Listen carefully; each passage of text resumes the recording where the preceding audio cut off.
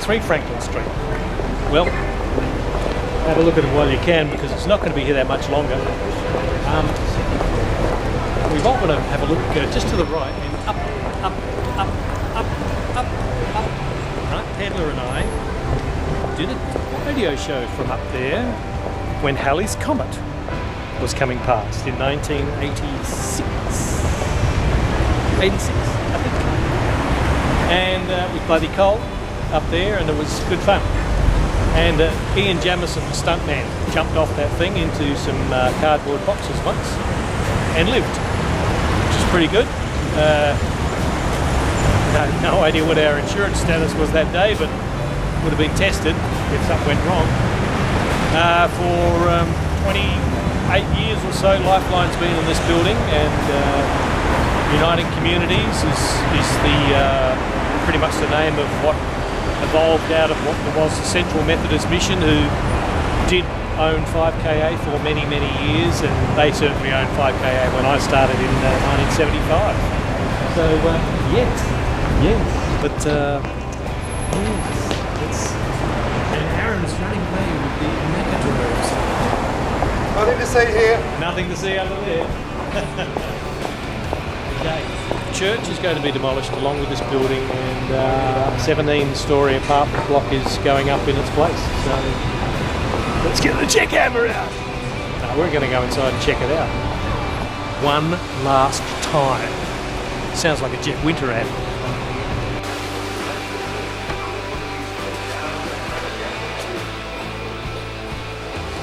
Now, this is the biggest sin of the lot, the fact that the beautiful open 5KA foyer has been destroyed by a couple of rooms that were put up. A couple of rooms that got put up, ruined our beautiful foyer.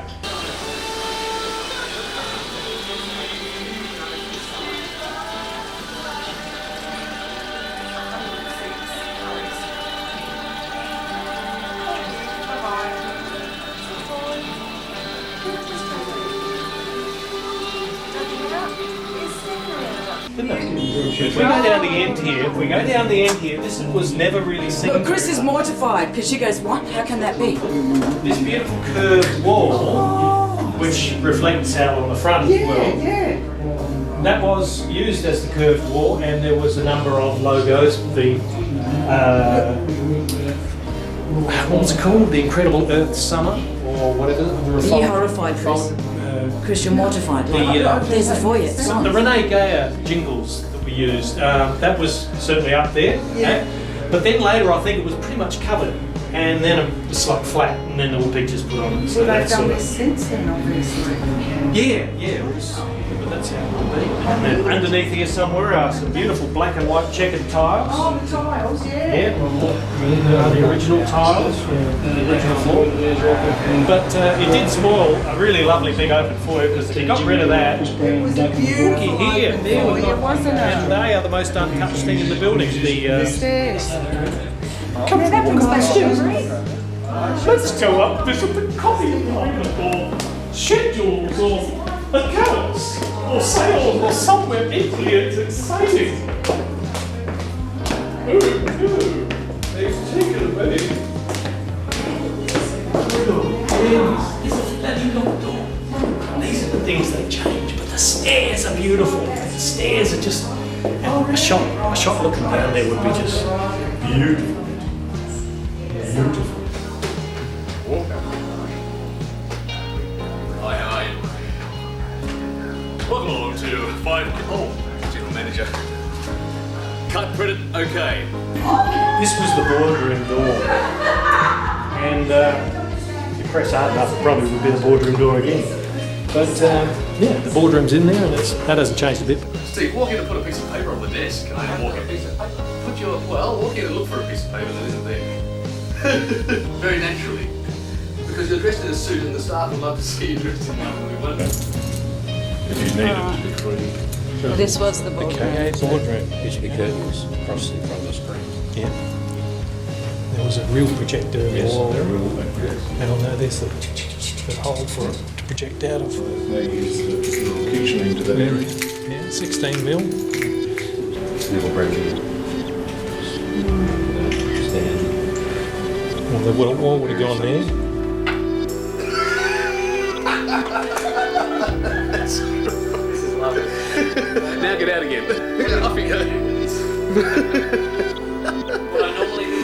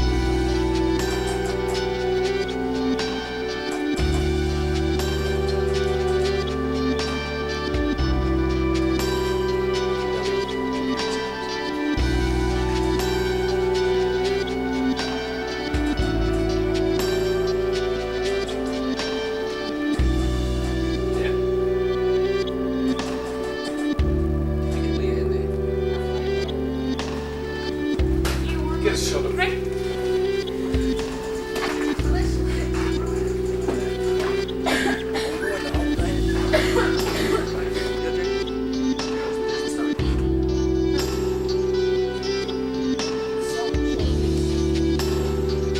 Yeah, let's have no shot. No, we don't like. We want proper babies. This is the beginning of the hell of a long corridor, one of the longest corridors in radio, and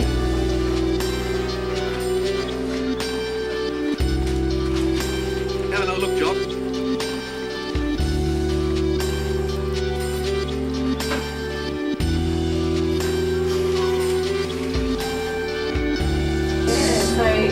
next stop the Metro Hotel out the back door, or to turn right, the Mission. Yeah, But, and then back here. the cart room was here on the right. The station manager's office was in through there. Such luminaries as Paul Thompson and Ian Lane and whoever may follow them. Yes. Rolling. Dear, dear. Now, what am I? I've got so many decisions to make. It's such a busy life. I've got a call from interstate. Hello. Yes. No, we can't put you on. You want 2,000? Oh, excuse me. Hello. Yes. Yes. Excuse me. Yes. Hang on. I'll just. Could we? Yes. For $5,000. 5,000. And this would have been Mark Pedler's and my office back in 1985. When you guys were stars. We were seeing You stars. still are. We were seeing I stars. bet you are. Yes.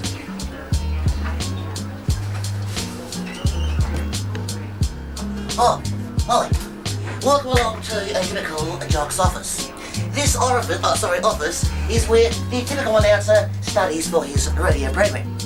And we would walk out this way, through the door right here, and go about our business. And that was the way we got in. There was another office then. This thing was not here, that was all part of the foyer, and the foyer was a whole lot bigger back in the day.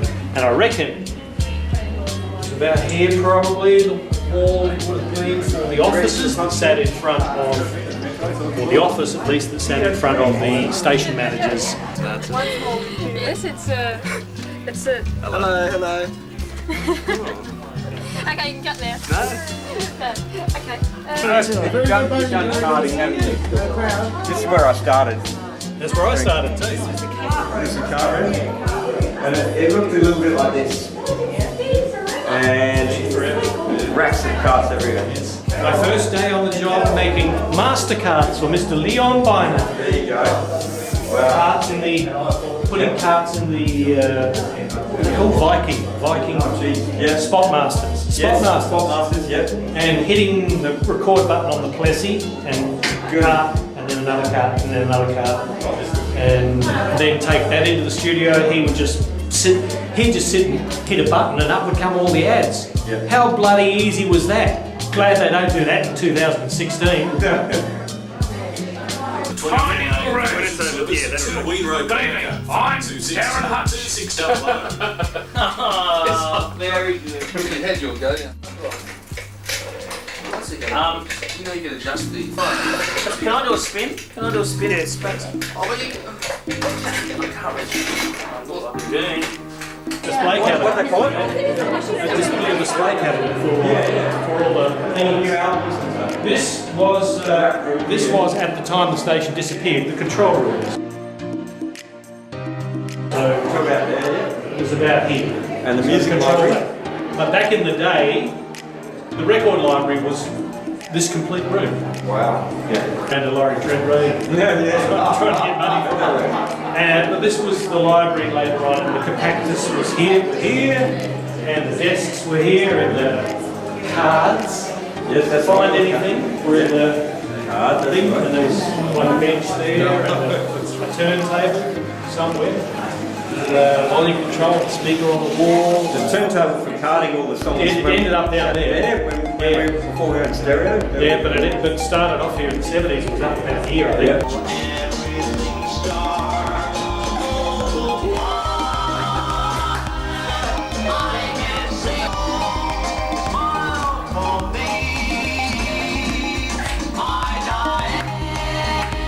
I thought it was really good to get some footage Good to see you. because Sort of documenting the place. Yeah, it'd be walking around and great. saying That's this a nice was and that idea. was. Nothing happened in here. There's a At all. PA up there for competition lines. Yeah, there was nothing at all happening in this room with Paul Barry working at the except station, there would have been a lot Gabby of stuff Yashenko happening working there. on the request line at night. That's right, yeah. So it was just a little phone. And here's- Very primitive. Yeah, this is some stuff I found at the ratings in 1974 when KA launched as a rock station. Yes. 5K, 580, 5DN, like the different age groups that they were owning. So obviously KA was doing great in the 10 to 17s and the 18 to 39s, Yes. but DN was owning everyone else. Yes. That was in the 1974. I spent most of my life walking through this door, which is Exactly. here somewhere. Go, Greg. Do it What was again. that? Is there a body in there? That was the production door. Oh, is that where it was? They bricked it up. Yeah. So that was right. I know it was right opposite because it was one day of the year where you used to get the perfect shaft of sunlight coming right through and illuminating the end wall in the production studio. there That was you it. Maybe there's a body in there. Yeah, maybe. This was the production booth. So this is where you did your Many voice voices. work. And the drum kit, Clarky, Shane DeKeen's got. His brother's got it. Has he? Yeah. I've got the snare. Ah, there you go. But somewhere under here is that beautiful Yep. Yeah, the rainbow thing. colourful rainbow Yes. thing. I've got some great photos of here from the mid-80s. Piano sat there. Yep. So this was the studio or the production? Production studio. The booth. And then the window, it's probably still Yep, behind that. behind there. But if we go down here, this is it was the news booth. So around this way is where Vinny would make his cup of tea in the morning, and you never spoke to Vinny before the shift because he hated being up at that time of the morning. Who wouldn't? He hated it, and you just learned to wait about half an hour on the air, then start talking to him, and everything was fine. He loved that. He loved the fact that I respected that. This had a wall here. This was the news booth. And once upon a time, you could see from this window right through to the general manager's office. That was the way the place was built, right the way down. So this was the news booth. There was a wall here. This was the telex room. We debated what it was, and then we worked out, that's right, it was a telex in here. So that's the news booth as it was, looking through that window there into the production studio. And this later became, I think, the sports journo's office, etc., etc. G'day! Get out of here! This is the teaching hospital and I'm a dodgy brother! Now go on, get out of here! I got better things to do! This was the news room. So, Vaughan Harvey, Rob McLeod, John Williams, John Revitt, all those great, Nigel Cox, all those great newsreaders of days gone by, Foxy Morgan. But this was a bit smaller then. There was a room all across here and there were offices there. Probably the news director's office, but this is was the nerve centre and the guys would type over there. There was, as you can see, a rack pretty much in that position on that wall, and that's, wow.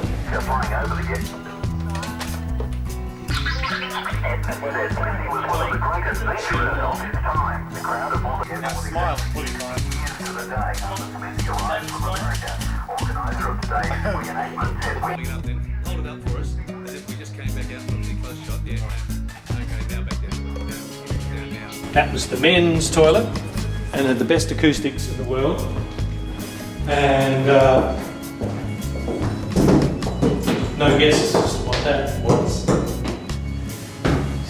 Stand up on it. What a way to get rid of the urinal. Do a big box over it. So there you go, it's a unisex toilet now. But it had the best acoustics. The acoustics were fantastic in here. And I always wanted to record another rock song in there. This is the stairs.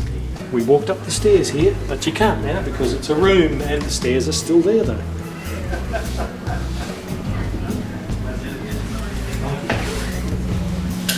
Look at me, I'm going to walk up the stairs. Look! I'm walking up the stairs. They go nowhere! They just disappear into another wall. So there we go. I would have had no trouble getting past that banister back in the day, but it's a bit squeezy now. This is the announcer's room. And the announcer's room, I remember when this door went in, did not have any paint. Still has the really, really, really trendy glass in it that everyone should have in their front door. It's beautiful. The wall used to come across here, thereabouts, and there were lockers right the way along.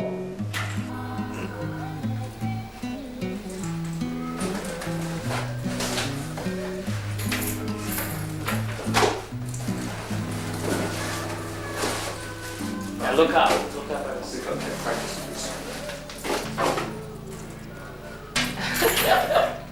Just make it all nice and tidy. All nice and tidy, that's where I sit there. And just putting a few records away. I'll see you later. And probably knocked off every station in the country. When I started here, it was in the the Australian rock station. Speaker on the wall, and we had a volume control, and there were desks and chairs and a lounge, and strange smells, all the things you'd find in an announcer's room. This was production too. And this was where the second production studio operated. There was a big window through there. You can't even go into the booth of that one because that is locked up.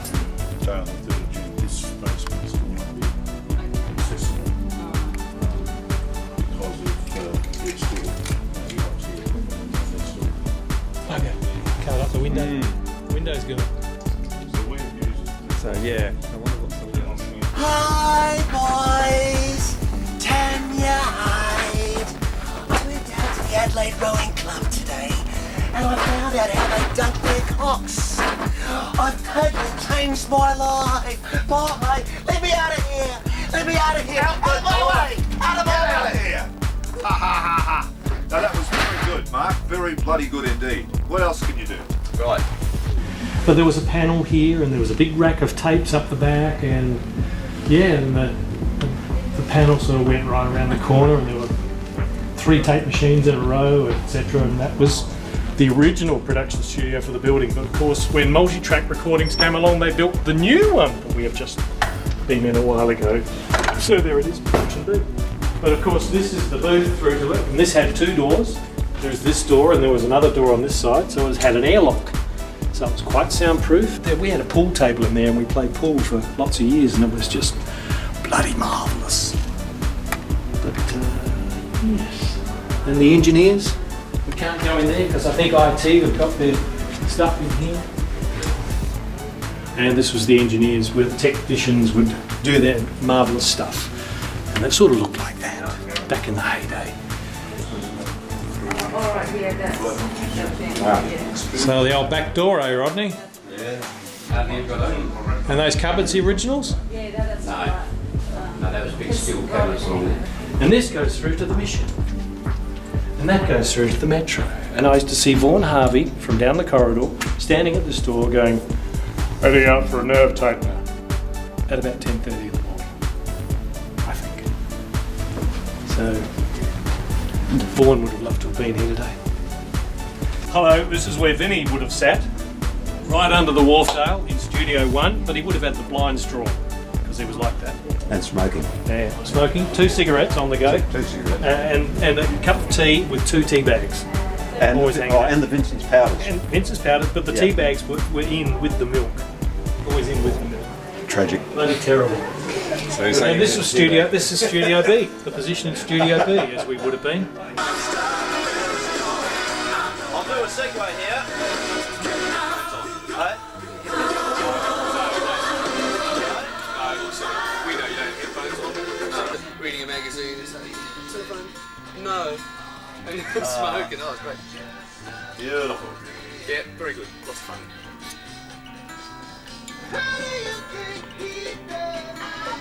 And I think weekends, this is where I would have done many a shift on a weekend, Studio 2. Through this wall.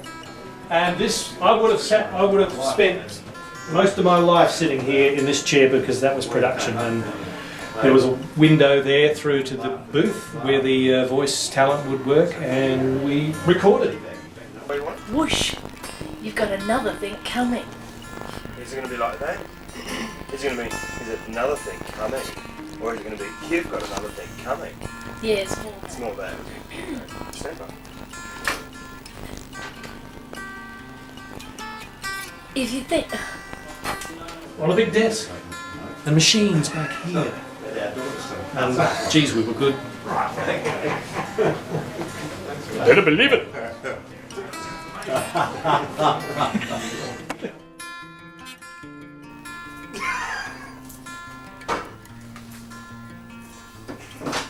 How often does he always work out back in front? Action. Plenty of action.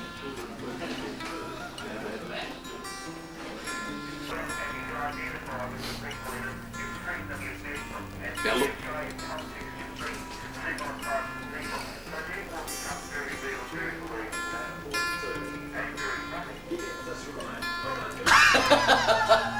I'm doing poo-poos. What do you do after that? What can I cut to? Rather than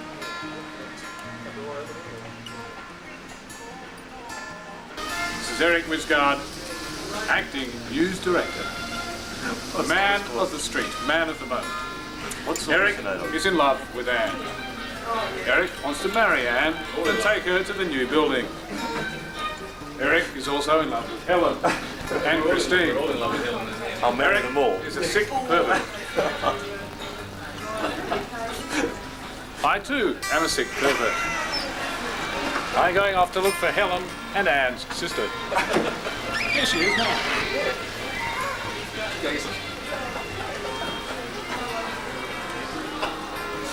Camera shot.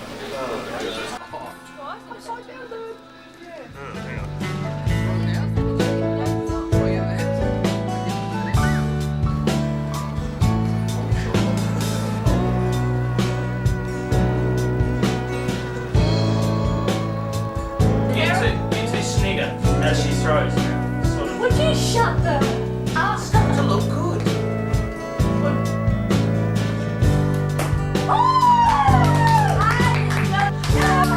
I got it. It's fine. I did it.